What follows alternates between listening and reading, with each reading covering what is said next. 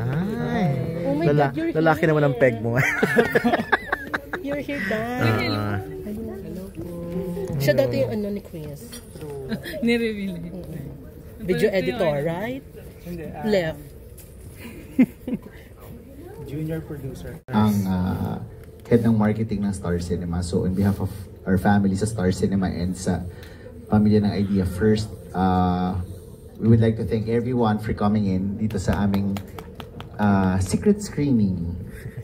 So, hindi na pala secret. Upo po kayo. Ayan, so ayun po, kami po ay humihingi ng tulong sa inyo to spread the word of what the experience will be sa gabing ito. And we're very proud of this project. It was done with lots of love and sweat and tears and love.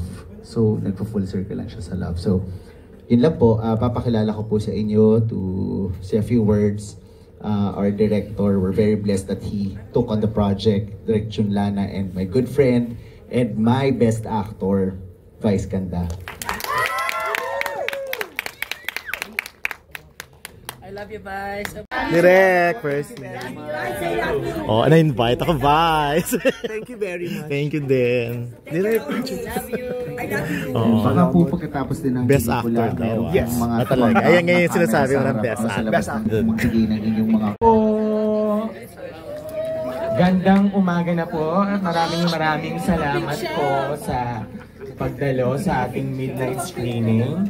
Ayan ang pagsalubong natin kay Bambi Salvador at sa kanyang buong pamilya. Ayun lang po, meron lang po kaming favor. Sana po wala munang lalabas na kahit anong clips from videos and audio. Paaring pakidelete na po now. Pero we would appreciate po your reviews. Ayan, dito po sa ating pelikula after watching. Maraming salamat po ulit mula sa Star Cinema and the Idea First Company. Ayan, kayo po ang mga unang nakapanood po nitong pelikula namin. Nandito po si Direk Percy. Review po tayo, so kung gusto nyo mag-retouch, ayan, namamaga pa yung mga mata. Ayan. Salamat. Tatanong po kami. Maraming salamat po. Oo naman. Sumakit ang dibdib ko. Gusto mo ba yun napakahabang konti? Yes, ang pinakamahirap na Porsche. Na scene yun, tuhog halos lahat. Tuhog. One shot yun. Walang cut yun. Grabe yun. Ilang rehearsal kahit yung sila? finale na ano. Grabe, naiyak ako. Namamagay Obvious naman. Ang sakit sa dibdib. May part doon talaga. Napakahusay ni Meme Vice.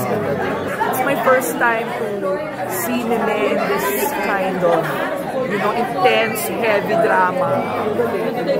Ang galing-galing. Tsaka relate ako dun sa mga eksena kasi breadwinner din ako. Tapos may ate din ako. So, ang ganda ng movie. Pang family talaga. So, I think, ang ganda niya panoorin sa Pasko. Kasi pag Pasko, di ba, sama-samang pamilya. Tapos, marirealize niyo yung mga nangyayari sa buhay niyo. Tapos, ang ganda kasi may resolution yung movie. Kung paano nila inayos yung problema.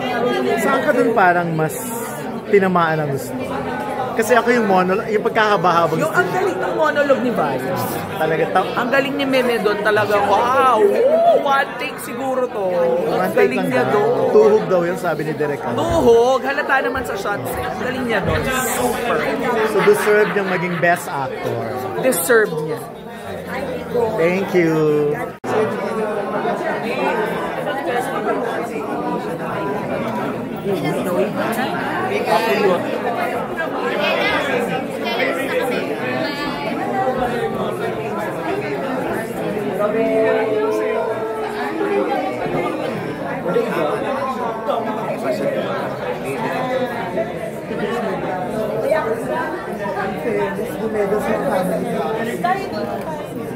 Oh, dito tayo na. Thank you.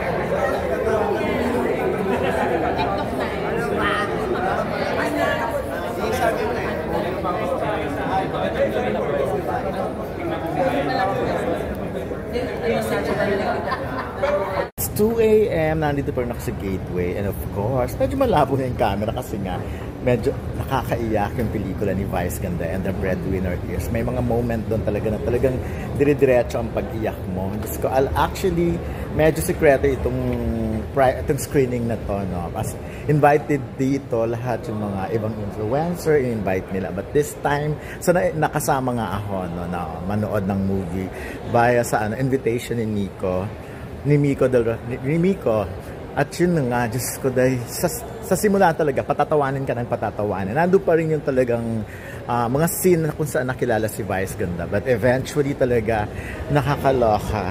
Lalo na sa mga latter part, talagang wala kang gagawin kundi umiyak ng umiyak for, lalo sa especially ako na naka-experience din mga ganon recently, talagang tululuha. Yung katabi ko nga sila Kate Dahar, sila Aaron, talagang nag-abutan na lang kami ng tissue.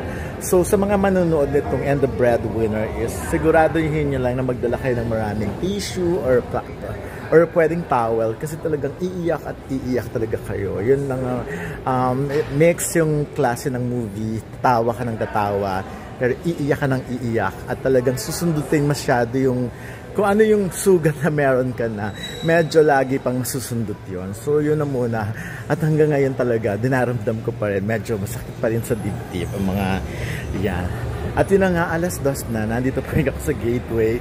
Katatapos lang ng screening na ito, pababa pa rin. So yun na muna, nakakaloka. Dumabo na tong camera. So bye for now!